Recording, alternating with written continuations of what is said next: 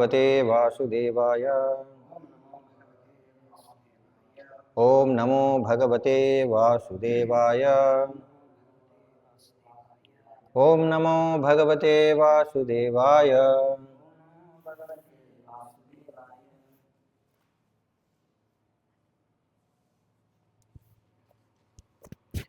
శ్రీమద్భాగవతం తృతీయ స్కందం 28వ అధ్యాయం భక్తి యోగానుష్ఠానమును గూర్చి కపిలుని ఉపదేశములు. శ్లోకం సంఖ్య 10. మనః అచిరాత్ స్యాత్ విరజం జితశ్వాసస్య యోగినః వాయు అగ్నిభ్యాం యథా లోహం ఘ్మాతం త్యజతి వై మలం.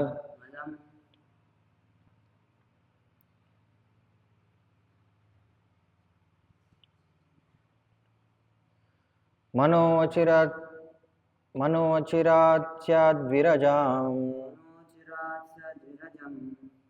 మనోచిరాచ్యాద్విరజం జితశ్వాసస్య యోగినః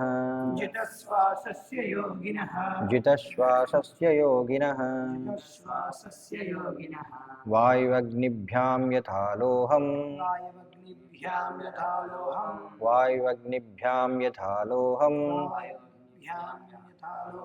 ధ్మాతం త్యజతి వైమలం.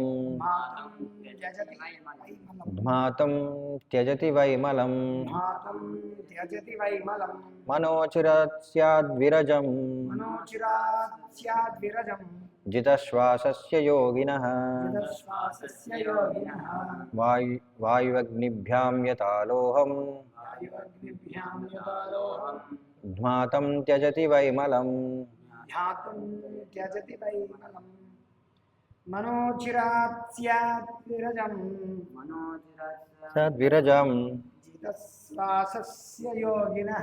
జితశ్వాసస్య యోగినః వాయువగ్నిభ్యాం యథా లోహం ధ్మాతం త్యజతి వైమలం. మనోచిరాచ్యాద్విరజం జితశ్వాసస్య యోగినః వాయువగ్నిభ్యాం యథా లోహం ధ్మాతం త్యజతి వైమలం. మనః మనస్సు, అచిరాత్ శీఘ్రమే, స్యాత్ కాగలరు, విరజం కలతల నుండి ముక్తులు, జితశ్వాసస్య శ్వాసను జయించినట్టి, యోగినః యోగులు, వాయు అగ్నిభ్యాం వాయువు అగ్నిచే, యథా వలె, లోహం బంగారము, ఘ్మాతం వీచినప్పుడు, త్యజతి విడువడును, వై నిక్కముగా, మలం మలినము. భావం మరియు భాష్యం కృష్ణ కృపామూర్తి శ్రీ భక్తి వేదాంత స్వామి శ్రీల ప్రభుపాదుల వారిచే. బంగారమును అగ్ని అందు పడవేసి గాలిని వీచినప్పుడు సమస్త మాలిన్యము నుండి అది విడువడినట్లుగా అట్టి ప్రాణాయామ పద్ధతులను అభ్యసించు యోగులు శీఘ్రమే సమస్త మానసిక కలతల నుండి విడువడగలరు. భాష్యం. మనస్సును పవిత్రమునర్చు విధానము శ్రీ చైతన్య మహాప్రభు చేత కూడా ఉపదేశించబడినది. అందులకై మనుజుడు హరే కృష్ణ మహామంత్రమును జపించవలనని ఆయన తెలిపిరి. పరం విజేతే శ్రీకృష్ణ సంకీర్తనము పరం విజేతే అనగా శ్రీకృష్ణ సంకీర్తనకు జయము అని ఆయనే పలికిరి. ఈ సంకీర్తన విధానమును ఆరంభించినంతనే మనస్సు పరిశుద్ధమయ్యేడి కారణమున శ్రీకృష్ణుని పవిత్ర నామకీర్తనమునకు జయకారము చేయబడినది. ఆ పవిత్ర నామకీర్తనముచే మనోమాలిన్యము తొలగిపోగలదు. చేతోదర్పణ మార్జనము. బంగారమును కొలిమిలో పెట్టి కొలిమి తిత్తులచే గాలి వీచుట ద్వారా దానిని పరిశుద్ధము కావించినట్లు ప్రాణాయామం ద్వారా కానీ లేదా సంకీర్తన విధానము ద్వారా కానీ మనుషుడు మనస్సును శుద్ధిపరచుకొనగలడు. ఓం అజ్ఞానతిమిరాంధస్య జ్ఞానాంజనశలాకయ చక్షురున్మిళితమేన తస్మై శ్రీ గురువే నమః. నమో విష్ణుపాదాయ కృష్ణప్రేష్టాయ భూతలే శ్రీమతే భక్తివికాసస్వామినితి నామిని. నమో విష్ణుపాదాయ కృష్ణప్రేష్టాయ భూతలే శ్రీమతే భక్తివేదాంతస్వామినితి నామిని. నమస్తే సారస్వతీ దేవి గౌరవాణి ప్రచారణే నిర్విశేషశూన్యవాది పాశ్చాత్య దేశతారణే. వందేహం శ్రీగురో శ్రీయుతపదకమలం శ్రీగురోన్ వైష్ణవాంశ శ్రీరూపం సాగ్రజాతం సహగణ రఘునాథాన్వితం తం సజీవం సాద్వైతం సావధూతం పరిజన సహితం కృష్ణ చైతన్య దేవం శ్రీ రాధాకృష్ణపాదాన్ సహగణ లలిత శ్రీ విశాఖాన్వితాంశ.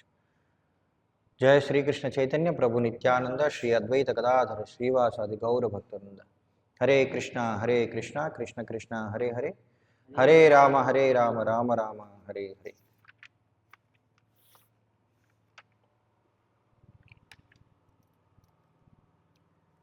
కపిల భగవానుని ఉపదేశములు భక్తి యోగానుష్ఠానమును గూర్చి.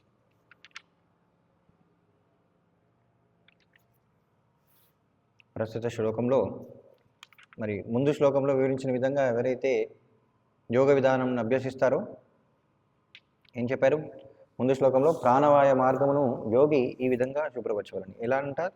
తొలుత దీర్ఘ శ్వాస తీసి దాని లోపల బిగబెట్టి చివరకు విడిచివేయవలను. సో అదంతా కూడా ఆ పద్ధతులన్నీ కూడా ఏంటి?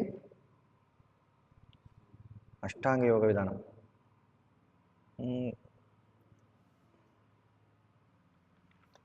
మరి ఆ విధంగా చేయడం వల్ల ఏమవుతుంది? మానసిక కలతల నుండి వ్యక్తి సాధకుడు శీఘ్రమే విడువడతాడంట. అంటే మనస్సు పవిత్రమవుతుంది, భౌతిక మలినాల నుండి పవిత్రమవుతుంది అని చెప్పడం జరిగింది. మరి ఈ అధ్యాయానికి భక్తి యోగానుష్ఠానం గూర్చి కపిలుని ఉపదేశంలో చెప్పబడింది. ఎందుకు ఇక్కడ అష్టాంగ యోగ విధానం గురించి చెప్తున్నారు?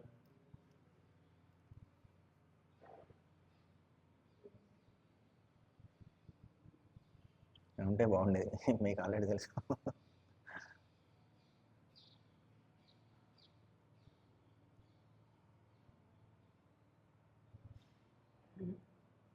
ఏదైనప్పటికీ సో ఇక్కడ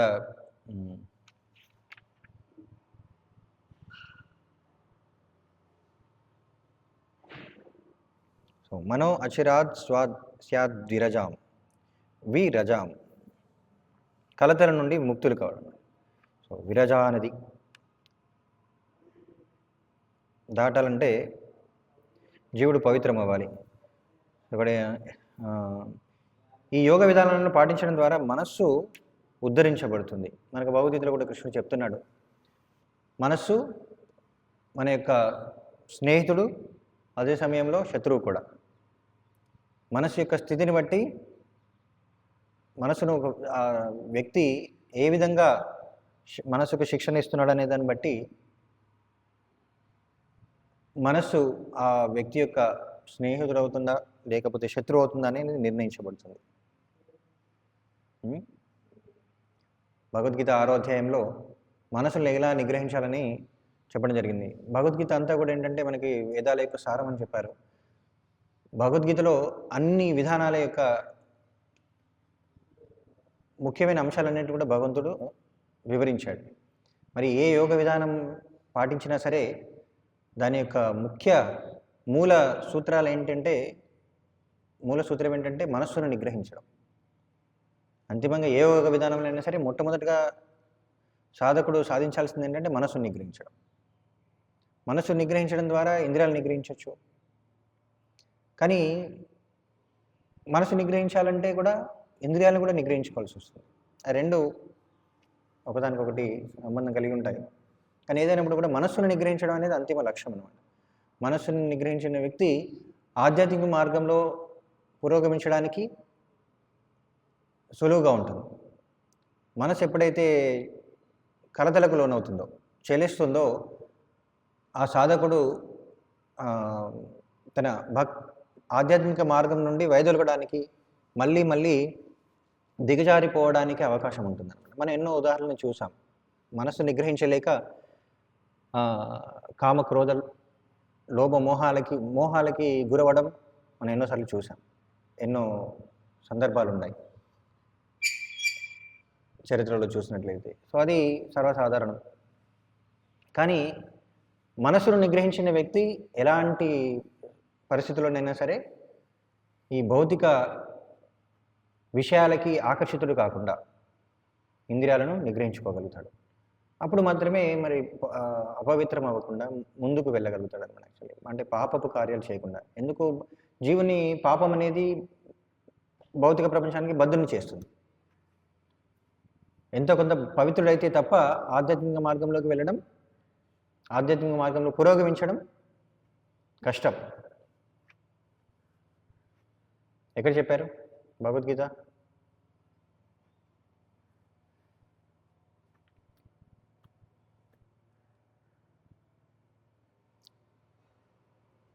దృఢంగా ఆధ్యాత్మిక సాధన చేయాలంటే పవిత్రం అవ్వాలి అని ఎక్కడ చెప్పబడింది భగవద్గీతలో?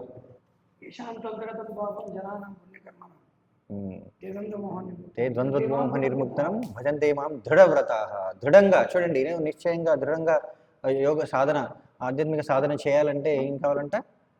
తేషాం త్వంతగతం పాపం, తేషాం త్వంతగతం పాపం జనానాం పుణ్యకర్మణం. పూర్వజన్మలోను ఈ జన్మలోను క్రితం ఏం చేయాలి? పాపాల నుండి, పూర్వం చేసిన పాపాల నుండి ముక్తులవ్వాలి. అంతేకాకుండా పుణ్యకర్మలు చేసి ఉండాలి. వాళ్ళకి ఆధ్యాత్మిక సాధన సులభతరం అవుతుంది. ఖచ్చితంగా వాళ్ళు పవిత్రాలని కాదు, కానీ వాళ్ళకి సులభతరం అవుతుంది అనమాట. ఎందుకు ఎంతోమంది అంటుంటారనమాట, నేను ఎంత సాధన చేసినా సరే మళ్ళీ వెనకబడిపోతానంటే దాంతోపాటు నాకు ఆచార్యులు ఎన్నోసార్లు చెప్పారు, నీళ్లు పోస్తున్నాం ఇంకోవైపు బెట్టలు కూడా పోస్తున్నాం. సో అలా జరగకుండా అనమాట, పవిత్రం అవ్వాలి. అందుకనే మనకి ఆచార్యులు ఏం చెప్పారంటే, వర్ణాశ్రమ విధానం అంటే విద్యుక్త ధర్మాలని నిర్వహించినప్పుడు వ్యక్తి పాప కార్యాలు చేయకుండా ఉండగలుగుతాడు. సో అది అప్పుడు ఆధ్యాత్మికంగా పురోగతి చెందడం అనేది సులభం అవుతుంది. సో అది విషయం అనమాట. ఇవి అన్నింటికంటే ముఖ్యమైనది ఏంటంటే ఇందులో మనస్సును నిగ్రహించడం. మనస్సు ఎప్పుడు నిగ్రహించబడుతుందంటే వ్యక్తి తన నిజ స్థితిలో తన గుణాలను అనుగుణంగా ఎప్పుడైతే కార్యాలు చేస్తాడో అప్పుడు మనసు స్థిమితంగా ఉంటుంది. మనకి ఎనీవేస్ ఇప్పుడు ఒకసారి చెప్తాను ఈ శ్లోకం. జ్ఞాన ప్రయాస ఉదపాశ్రయం నమంతేవ సన్ముఖిలితాం భవదీయ వార్త స్థాన స్థిత శృతిగత తనువాన్ మనోభీర్.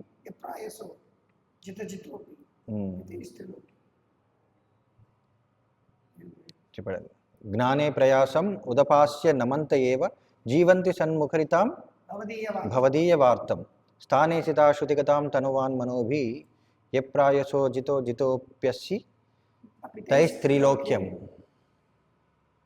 అపితైస్త్రిలోక్యం. సో మంచి అక్కడ కూడా చెప్పండి, స్థానే స్థిత. వాళ్ళ యొక్క విద్యుక్త ధర్మాన్ని నిర్వర్తిస్తూ ఏం చేయాలంటే ఇక్కడ జ్ఞానే ప్రయాస, మన జ్ఞానాన్ని ఉపయోగించి మనం ప్రయత్నించకూడదు భగవంతుని అర్థం చేసుకోవడానికి. అక్కడ చెప్పారు. ఇది శ్లోకం ప్రస్తుతం ఎందుకు కోట్ చేశానంటే ఇక్కడ ఏం చెప్పారు? స్థానే స్థిత. స్థానే స్థిత అంటే ఏంటి? సామాజిక స్థితి అని లోపల వారు రాస్తారు ఈ భాష్యంలో. సామాజిక స్థితి అంటే వర్ణ ఆశ్రమ స్థితులను అనుసరించి వాళ్ళ స్థితిలో ఉండి ఏం చేయాలి? సాధన చేయాలి, భగవంతుడిని లీలా శ్రవణం చేయాలి, అలా పవిత్రులు అవుతారు. సో ఇక్కడ చెప్పబడింది. కానీ సరే, ముందు ఒక ప్రశ్న అనుకున్నాం. ఏంటి మరి ఇక్కడ భక్తి యోగ అనుష్ఠానం గురించి కపిల భగవాన్ ఉపదేశములని అధ్యాయానికి పేరు పెట్టారు. మరి భక్తి యోగ గురించే దేవహూతికి వివరిస్తున్నాడని చెప్పేసి మనం ఎప్పుడు అనుకుంటాం. కానీ కపిల భగవానుడు ఎందుకు ఇక్కడ అష్టాంగ యోగ విధానాన్ని గురించి చెప్తున్నాడు?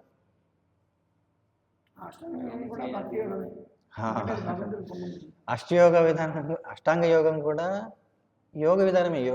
యోగ మార్గంలో ఒక స్థాయి ఏంటంటే యోగారూఢ, యోగా రురుక్షు, మధ్యలో ఇంకైనా స్థాయిలు ఉన్నాయి. మొత్తం ల్యాడర్ని ఏమంటారు బ్రో? కంప్లీట్ యోగా ల్యాడర్ అంటే నిచ్చెన. యోగా నిచ్చెనని పూర్తిగా అంటే యోగా నిచ్చెన అనమాట. నిచ్చెనలో చాలా అంచెలు ఉంటాయి. కదా, అంచెలంచెలుగా ముందుకు వెళ్తుండాలి. సో మొదటి స్థాయిని యోగారూఢ అంటారు, ఉన్నత స్థాయిని యోగ రురుక్షు, సో ఉన్నత స్థాయి. సో అలా కానీ మధ్యలో ఎన్నో స్థాయిలు ఉంటాయి, కానీ అన్నీ కూడా లక్ష్యం ఏంటి? ఉన్నత స్థానానికి వెళ్ళడానికి, భక్తి యోగ స్థానానికి వెళ్ళడానికి. సో మరి ఇది అష్టాంగ యోగ విధానం కూడా ఆ స్థాయికి వెళ్ళడానికే ఉపయోగపడుతుంది. కానీ ఇక్కడ మనకి సమస్య ఎందుకు మరి చాలాసార్లు ఎందుకు వీటిని తిరస్కరిస్తాం ప్రస్తుతం అంటే, కోర్స్ మనకంతా తెలిసిందే, ప్రస్తుత కలియుగంలో ఇవన్నీ మిగతా యోగ విధానాలు పాటించడమే కష్టం, సాధన చేయడమే కష్టం, అది అసాధ్యమనే చెప్పొచ్చు. కానీ వాటి లక్ష్యం ఏంటి? అంతిమంగా భక్తి యోగ స్థాయికి రావడం. అది కూడా మార్గాలే. కపిల భగవానుడు ఈ విషయాలన్నింటిలో ఎప్పుడు చెప్తున్నాడు? ఏ యుగంలో చెప్పాడు? సత్యయుగంలో చెప్పాడు. అప్పుడు సాధ్యం. సరే, అన్నీ అప్పుడైనా ఎప్పుడైనా సరే మార్గం ఇదే. కానీ ఇవన్నీ ఏంటంటే ఒక మార్గాలు అనమాట. ఎవరైనా సరే కర్మయోగమైనా, జ్ఞానయోగమైనా, ధ్యానయోగమైనా చివరికి భక్తి యోగానికి రావాల్సిందే సాధకుడు. కానీ సమస్య ఏంటంటే జ్ఞానయోగం కావచ్చు, ధ్యానయోగం కావచ్చు, సాధకుడు జ్ఞానయోగ లక్ష్యాన్ని, ధ్యానయోగ లక్ష్యాన్ని సాధించిన తర్వాత భక్తి యోగ స్థాయికి రావాలంటే తనకేం కావాలి?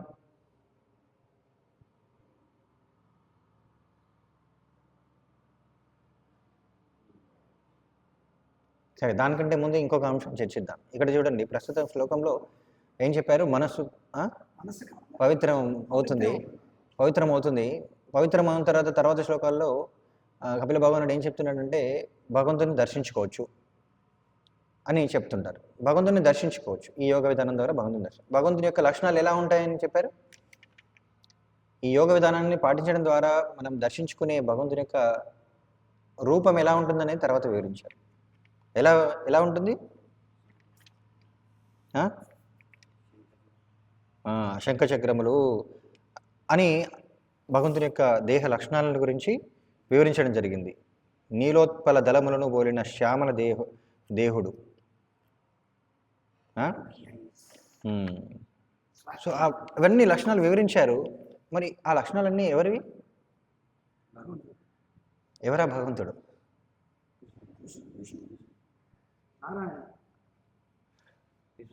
కృష్ణుడు, విష్ణువు, నారాయణుడు. ఎవరు? కృష్ణుడు, విష్ణువు, నారాయణుడు. Option A, B, C, D, all the above. మరి ఏది? కాదు. Vishnu, mind upon the form of Vishnu, 12 different forms of Vishnu. Which Vishnu? Which Vishnu? Original Vishnu. There are 3 Vishnus. Original Vishnu, Krishna, source of all Vishnu. There are 3 Vishnus. But the Vishnu, అంటే ఏ విష్ణు గురించి ఇక్కడ చర్చిస్తున్నారంటే క్షీరోదక సాయి విష్ణు. యోగ విధానం ద్వారా సాధకుడు పరమాత్మను సాక్షాత్కరింపజేయగలుగుతాడు. పరమాత్మ యొక్క రూపాన్ని ఇక్కడ వివరిస్తున్నారు, కృష్ణుని యొక్క రూపాన్ని కాదు.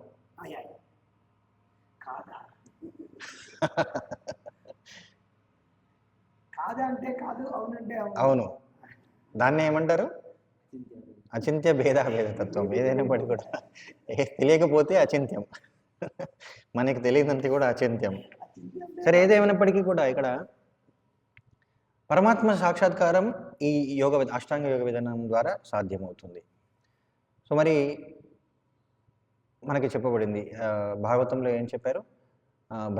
బ్రహ్మేతి పరమాత్మేతి భగవానితి శబ్దతే వదంతి తత్వవిదస్ తత్వం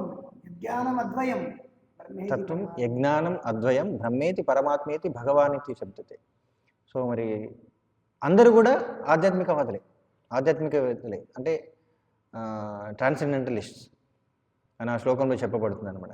అందరూ యోగ మార్గంలోనే ఉన్నారు, అందరూ ఈ గుణాల ప్రభావం నుండి బయటపడి మోక్షాన్ని పొందడానికే ప్రయత్నిస్తున్నారు. మరి వాళ్ళు ఎలా ఉంటారు? 3 రకాలుగా ఉంటారు. ఆ 3 రకాల వాళ్ళు వాళ్ళ సాధన ద్వారా దేన్ని సాక్షాత్కారం పొందుతారు? బ్రహ్మం, పరమాత్మ, భగవాన్.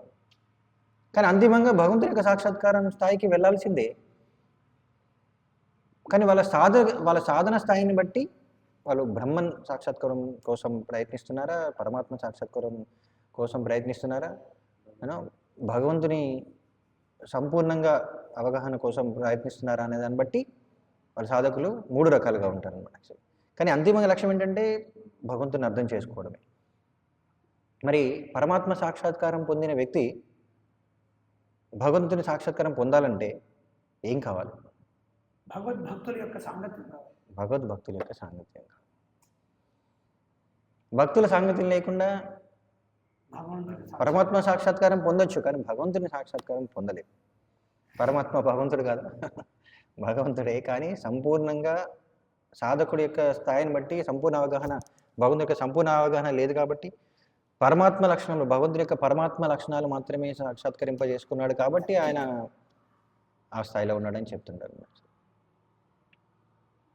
అర్థమవుతుందా? అష్టాంగ యోగ విధానం పరమాత్మ లక్షణాలని ఇక్కడ చెప్తుంటారు అన్నమాట. పరమాత్మ రూపం ఎలా ఉందని చెప్పారు. సో ఏది ఏమైనప్పటికీ ఏంటంటే ఇవన్నీ కూడా యోగ విధానంలోని చాలా స్థాయిలు, జ్ఞానయోగం, ధ్యానయోగం ఏదైనప్పటికీ కూడా. సో అంతిమంగా మాత్రం భగవంతుని సాక్షాత్కారం పొందాలంటే భక్తి యోగ స్థాయికి రావాలి. అది భక్తుల యొక్క సాంగత్యం వలన మాత్రమే సాధ్యమవుతుంది. భక్తుల యొక్క సాంగత్యం వలన మాత్రమే సాధ్యమవుతుంది. సో అదే చెప్పారనమాట. అందుకని ఇంతకుముందు శ్లోకం చెప్పి జ్ఞానే ప్రయాసం ఉదపాశే నమంతయేవ సన్ముఖలితాం భవదీయ వార్త. భగవంతుని యొక్క నామగుణ లీలల గురించి శ్రవణం చేయాలి. అందుకని ఇక్కడ చెప్పారు, భాష్యంలో ప్రభువుల వారు ఏం రాశారు, మనస్సును పవిత్రమనొచ్చు విధానం శ్రీ చైతన్య మహాప్రభువు చేత కూడా ఉపదేశించబడింది. ఈ భాష్యంలో కూడా రాస్తుంటారు. ఏది మనకి ఇంతకుముందు జ్ఞాన ప్రయాస శ్లోకంలో 10వ స్కందం 14వ అధ్యాయంలో ఉంది ఇది శ్లోకం. అందులో కూడా భాష్యంలో ప్రభువుల వారు ఏమని రాస్తున్నారంటే, ఇక్కడే ఈ శ్లోకంలోనే రాస్తారు.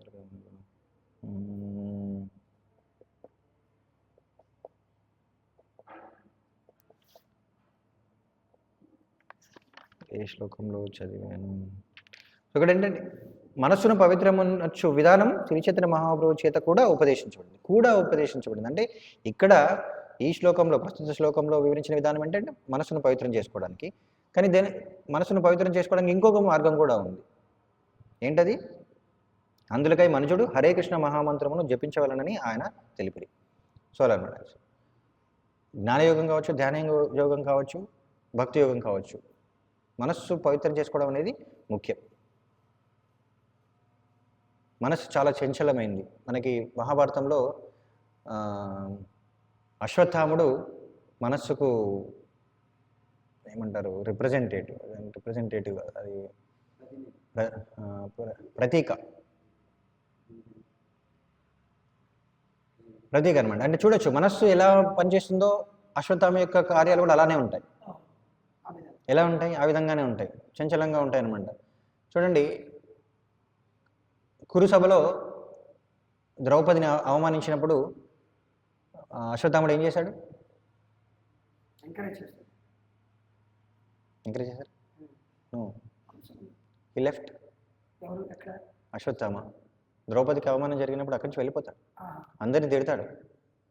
ఇది అసత్సభ అంటాడు అనమాట. ఎవరు ధర్మం పాటించట్లేదు. అసలు ఏం జరుగుతుంది ఇక్కడ? ఒక స్త్రీని, అది కూడా అందరూ ఉన్న సమయంలో, తర్వాత ఇలా అసలు ఎవరు కూడా ధర్మం పాటించట్లేదు, ఎవరు ఏం చేయట్లేదు అని చెప్పేసి అందరినీ నిందించి, భీష్ముడిని, ద్రోణాచార్యుని అందరినీ కూడా నిందించి అక్కడి నుంచి వెళ్ళిపోతారు అనమాట. వెళ్ళిపోతే మిగతా వాళ్ళందరూ కూడా ఆయనని కీర్తిస్తారు, ఓ వెరీ గుడ్ అంటారు. కనీసం అంటే ఆయన ఆపలేకపోవచ్చు, ఆపే ఆ శక్తి ఎవరికీ లేదు అక్కడ, ధృతరాష్ట్రునికి తప్ప. కానీ వాళ్ళందరూ కూడా, పెద్దవాళ్ళందరూ కూడా వాళ్ళ ధర్మాన్ని పాటించట్లేదు అన్న అసహనాన్ని ఆయన వ్యక్తం చేసి అక్కడి నుంచి వెళ్ళిపోతాడు. మరి అక్కడ ఏంటి? ధర్మం పాటించలేదని ఆయన కోపం వచ్చింది, అలా ప్రదర్శించాడు. కానీ అదే వ్యక్తి తర్వాత యుద్ధ సమయంలో ఏం చేశాడు?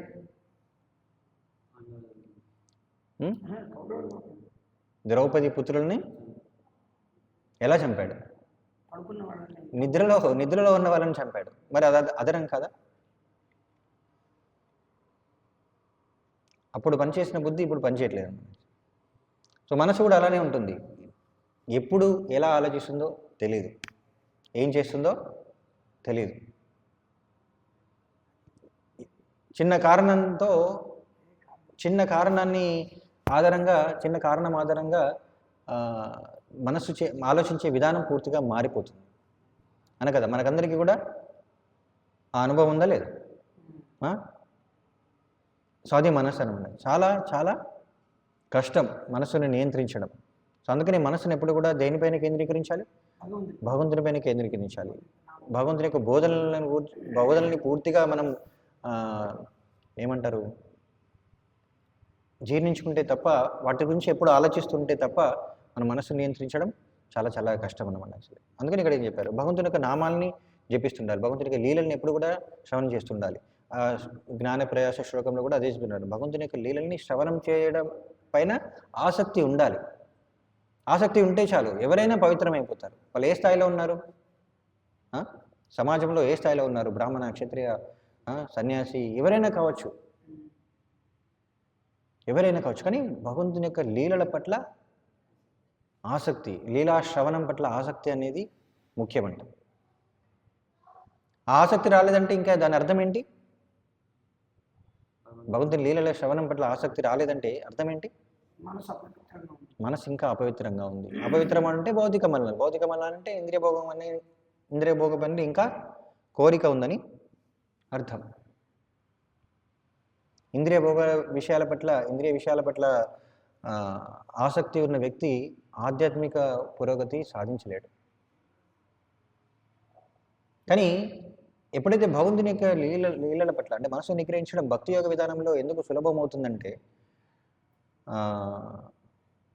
ప్రభువుల వారు చెప్తారనమాట actually, when you do something positive automatically the negative thing is stopped. మనసు ఏం చేస్తుంది? ఎప్పుడు ఆలోచిస్తూనే ఉంటుంది, ఏదో ఒకటి ఆలోచించాల్సిందే. మరి భౌతిక విషయాల గురించి ఆలోచించకూడదు అంటే యోగ విధానం పాటించాలి. ఈ అష్టాంగ యోగ, జ్ఞాన యోగాలు ఏం చేస్తుంటారు? అందుకని ప్రభువుల వారు చాలాసార్లు చెప్తుంటారు. ఒకసారి ఒక హఠయోగ సాధకుడు ప్రభువుల వారిని కలవడానికి వస్తారనమాట. ప్రభువుల వారిని కలవడానికి మాట్లాడే సమయంలో ప్రభువుల వారు చెప్తున్నారు, ఏంటి, ఈ జ్ఞానయోగ, ధ్యానయోగ ఇవన్నీ కూడా ఇంకా భౌతిక స్థాయిలోనే ఉన్నాయి. ఎందుకంటే భౌతిక శరీరాన్ని సాధనంగా ఉపయోగించుకొని సాధన చేస్తుంటారు. ఎందుకు? మనకి యోగ విధానంలో ఏంటి, ఇంద్రియాలను నిగ్రహించుకోవాలి. ఇంద్రియాన్ని నిగ్రహించుకోవాలంటే ఏం చేయాలి? ఇంద్రియ విషయాలకి దూరంగా ఉండాలి. ఇంద్రియాలను బలవంతంగా నియంత్రించాలి. ఏం చేయాలి? ఇంద్రియాలను ఇంద్రియ విషయాల సంపర్కంలోనికి రానివ్వకూడదు. కళ్ళను మూసుకోవాలి, శ్వాసను నియంత్రించాలి, ఆహారం నిలిపివేయాలి. ఇదొక్కటే కష్టం. యోగ విధానంలో వినకుండా ఉండడం కష్టం. ఎందుకు? చెవులు మూసుకోవడానికి సాధ్యం కాదు. అందుకనే ఏదైతే మిగతా అన్నీ సాధ్యమవుతాయి, చెవులు మూసుకోవడం సాధ్యం కాదు. కాబట్టి చెవులను ఏం చేయాలి? శ్రవణంలో వినియోగించాలి. అది సులభం అనమాట. చెవులు అలా యోగ విధానం అనేది ఏంటంటే కృత్రిమంగా, బాహ్యంగా ఇంద్రియాలను నియంత్రించడానికి, బలవంతంగా నియంత్రించడానికి ప్రయత్నిస్తున్నాం అనమాట. కాబట్టి అది ఇంకా భౌతికమే అంటారు, అంటే పూర్తి ఆధ్యాత్మిక మార్గం కాదు. కానీ భక్తి యోగ విధానంలో ఏంటంటే ప్రభువుల వారు ఉదాహరణ ఇస్తారు కదా, ఏంటి, ఒక పిల్లాడు మట్టి తినడానికి ఇష్టపడవచ్చు, కానీ వాడికి గులాబ్ జామున్ ఇచ్చామంటే మట్టి తినాలనే కోరిక పోతుంది. అలాంటిది అనమాట ఆధ్యాత్మిక భక్తి యోగ విధానం. ఏంటంటే సాధన మనస్సుకి ఆధ్యాత్మిక ఎంగేజ్మెంట్ అంటే ఆధ్యాత్మిక కార్యక్రమాల్లో నిమగ్నం చేయడం. మొదటి నుండే భగవంతుడి గురించి శ్రవణం చేయడం అంటే, భగవంతుని నామాన్ని జపించడం అంటే, భగవంతుని లీలలు కీర్తించడం అంటే పాజిటివ్ ఎంగేజ్మెంట్. అప్పటికే ఆధ్యాత్మిక కార్యక్రమం అది ఆధ్యాత్మికమైపోతుంది. కాబట్టి అది పవిత్రమైపోతుంది. మనస్సు పవిత్రం అవ్వడం చాలా సులభం అన్నమాట. మొదటి నుంచే భక్తి యోగ విధానంలో పాజిటివ్ ఎంగేజ్మెంట్ అనేది ఉంటుందన్నమాట యాక్చువల్లీ. కాబట్టి మనసును పవిత్రం చేయడం చాలా సులభం. కానీ మిగతా యోగ విధానం అంటే బలవంతంగా మనస్సును, ఇంద్రియాలను నియంత్రించాల్సి వస్తుంది. అందుకనే ఏమవుతుంది, ఎప్పుడైతే మళ్ళీ భౌతిక విషయాల సంపర్కంలోకి వస్తాయో ఇంద్రియాలు కానీ మనసు కానీ, వెంటనే భౌతిక స్థాయికి పడిపోతారు, మళ్ళీ దిగజారిపోతాడు. ఆ యోగ స్థానం నుండి, యోగ మార్గం నుండి సాధకుడు పడిపోవచ్చు. సో అది సమస్య అనమాట యాక్చువల్లీ. అందుకని భక్తి యోగ విధానం అనేది చాలా సులభమైన మార్గం, ఉత్తమమైన మార్గం. ఏ సాధకుడైనా సరే చివరికి భక్తి యోగ స్థాయికి రావాల్సిందే. సో అది కాబట్టి మనస్సును నియంత్రించడం, మనస్సుని ఏ యోగ విధానం ద్వారా అయినా సరే ఏం చేసిన సాధన చేసినప్పుడు ఏమవుతుందంట, బంగారమును కొలిమిలో పెట్టి కొలిమి తిత్తులచే గాలి వీచుట ద్వారా దానిని పరిశుద్ధము కావించినట్లు ప్రాణాయామం ద్వారా కానీ లేదా సంకీర్తన విధానం ద్వారా కానీ మనుషుడు మనస్సును శుద్ధిపరచుకున్నారు. చూడండి, ప్రాణాయామం ద్వారా కావచ్చు, సంకీర్తన విధానం కావచ్చు, రెండు విధానాల ద్వారా కూడా మనసు పవిత్రమవుతుంది. ఎలాగైతే లోహాల్ని, ముఖ్యంగా బంగారంని కొలిమిలో వేస్తే, అగ్నిలో వేస్తే మలినాలన్నీ కూడా తొలగిపోతాయి, ఆ బంగారం అంతా కూడా ఒక్క దగ్గరికి వస్తుందన్నమాట యాక్చువల్లీ. ఆ విధంగా భౌతిక మలినాల నుండి మనస్సుని కూడా, కామక్రోధాల నుండి విడువడాలంటే మనస్సు ఏం చేయాలి, సాధన చేయాలి. సాధన అంటే కదా, ఇప్పుడు బంగారాన్ని కొలిమిలో వేయడం అంటే అది చాలా సులభమైన మార్గం, పద్ధతి ఏం కాదు కదా. కొలిమిలో కావాలి కానీ కాల్చాలి. సో అలానే సాధన అనేది ఎప్పుడు కూడా సాధకుడికి కొంచెం కష్టంగానే ఉంటుంది. అష్టాంగ యోగ విధానం చాలా కష్టం, భక్తి యోగ విధానం సులభం. అష్టాంగ యోగ విధానంతో పోల్చుకుంటే సులభం, కానీ అది కూడా కష్టమే. ఎందుకు కష్టమవుతుందంటే ఇంకా భౌతిక విషయాల పట్ల, అంటే భౌతిక తలంలోనే ఉండి సాధకుడు సాధన చేస్తున్నాడు కాబట్టి ఈ బద్ధస్థితిలో ఉన్న ఏ సాధకుడికైనా సరే సాధన అనేది కష్టమే. కానీ మిగతా యోగ విధానాలతో పోల్చుకుంటే భక్తి యోగ విధానం అనేది చాలా సులభం. మన లక్ష్యాన్ని చేరాలనుకున్నప్పుడు దానికి కావలసిన సాధన అనేది చేయాల్సిందే. సో కాబట్టి సంకీర్తన విధానం ద్వారా భగవంతుని యొక్క నామగుణ లీలల్ని కీర్తించడం ద్వారా మరి భగవంతుని యొక్క సేవ చేయడానికి, మన ఇంద్రియాలను భగవంతుని యొక్క సేవలో నిమగ్నం చేయడం ద్వారా పవిత్రం అవడం సాధకుడికి చాలా సులభం అన్నమాట. సో ఆ విధంగా మనం తర్వాత చూస్తుంటాం. ఈ అధ్యాయం తర్వాత అధ్యాయంలో కపిల భగవానుడు భక్తి యోగ సాధకుడు అంచెలంచెలుగా ఎలా పవిత్రమవుతాడు, తన ఉన్న గుణాలలో భక్తి యోగ లక్షణాలు, భక్తి యోగ సాధకుడు సాధన చేస్తున్నప్పటికీ కూడా గుణాల ప్రభావం ఎలా ఉంటుంది, దాని నుంచి పూర్తిగా బయటపడాలంటే ఏం చేయాలి, అవన్నీ కూడా మనకి తర్వాత అధ్యాయంలో చర్చించబడతాయి. హరే కృష్ణ.